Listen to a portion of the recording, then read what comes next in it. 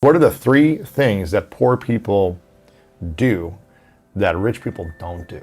Or you can reverse it. What are three things rich people do that poor people don't do? Well, I can tell you, they have the intuition of how they judge people, because everything is about the whole intuition part, right? You're sitting there, who you choose to befriend, who you choose to have relationships with, you know, and how you water those relationships. Because if you want to have a relationship together and it's just take, nothing's going to happen. I remember I'm a 24-year-old kid.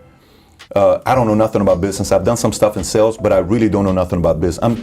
I'm a 22-year-old kid. I go and I take this guy. I go to a job interview at the advertising group. Shout out to Jamie Hepp.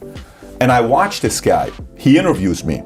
I'm at that time working at Morgan Stanley Dean Witter, but I'm trying to see what else I want to do. Okay, so I got started the day before 9/11, but I'm still interviewing. I sit with him in the interview, and the way he interviewed me, I sat there and I said, I will never work for this company because it's just not what I want to do, because they were selling Xerox machines and business to business. I said, but I want to have a relationship with you. I said, do you mind if I get your business card? He said, yeah, sure. I said, okay, great. So he gives me his business card. Year and a half later, I get a job. I'm doing good at this point. I'm making some income, 23 years old. I call him up and I said, Jamie, you don't remember me, but I want to take you out to lunch and I want to pick your brain if you don't mind. I told you a year and a half ago that I wanted to do this with you. You said yes. He says, great, let's do it. So we go to Macaroni Grill.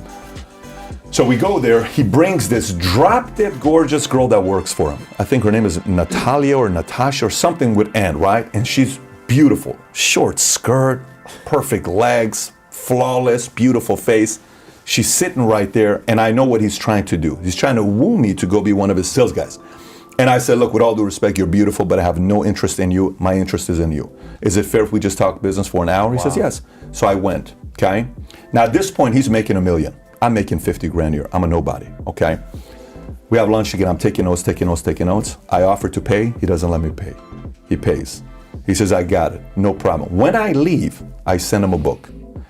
We had this meeting that we did every 3 to 6 months together at this restaurant, Argentinian restaurant called Bamboo, which they had this beautiful soup. Every time we would have dinner with him or we'd go to lunch, I would always send him a book.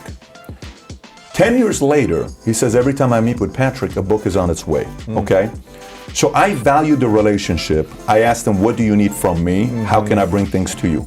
Years later, he gives me one referral. That one referral he gave me helped me open up Florida. If he doesn't give me that referral, that Florida office wouldn't have been opened up, right? One contact opens up a whole state, okay? So another relationship I can tell you about is I was going to churches and I said, let me see what's going to happen with these churches. And I'm going to churches and I'm going to these different places. And I'm studying Scientology, I'm studying LDS, I'm studying Jehovah, Judaism. I'm studying everything. At this point in the game, I was obsessed with religion. So all I want to do is study everything about religion, right?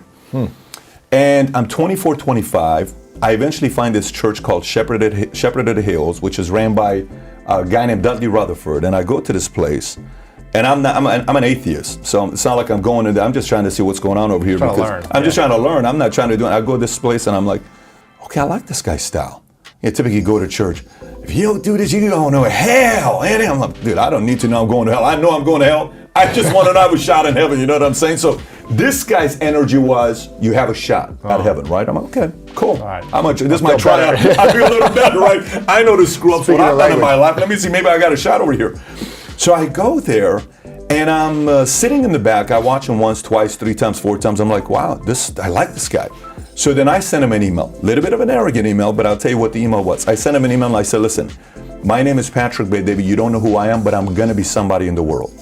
And I know you are somebody in the world, but I promise you, if you give me your time, I will always bring value to you. Wow. It will not be a waste of your time, okay?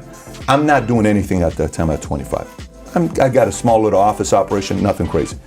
We go have a lunch together at Black Angus off Canoga or Topanga. We go to Black Angus, we sit down, we talk. After the meeting is over with, I said, what can I do for you? Nothing there. We go out again. What can I do for you? Nothing there. What can I do for you? Nothing there.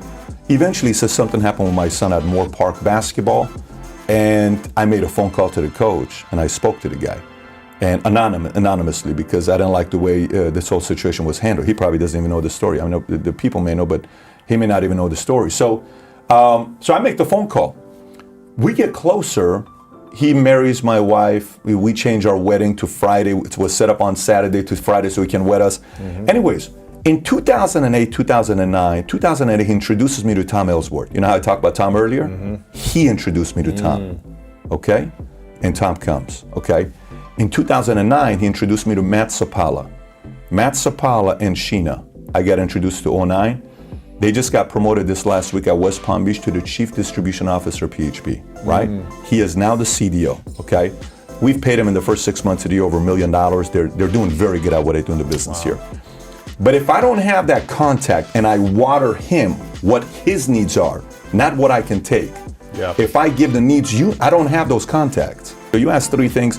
I'd say the biggest one is figure out ways to strengthen relationships and take them deeper, because you never know. Just like everybody thinks you're, one sale away or one opportunity away, you're one contact away from your life changing. If you start valuing your contact like a book of business, everything changes. That's true. What I heard you say there was intuition, study, and relationships. Sure, yeah. Does that cover those kind of 3 things? And I think when you think about people that aren't making the money that they want and don't have a rich life, whether that be quality of life, they probably aren't discerning their decisions and being intuitive about who they should spend time with. They aren't researching more ideas and expanding their mind, and they aren't giving in those relationships.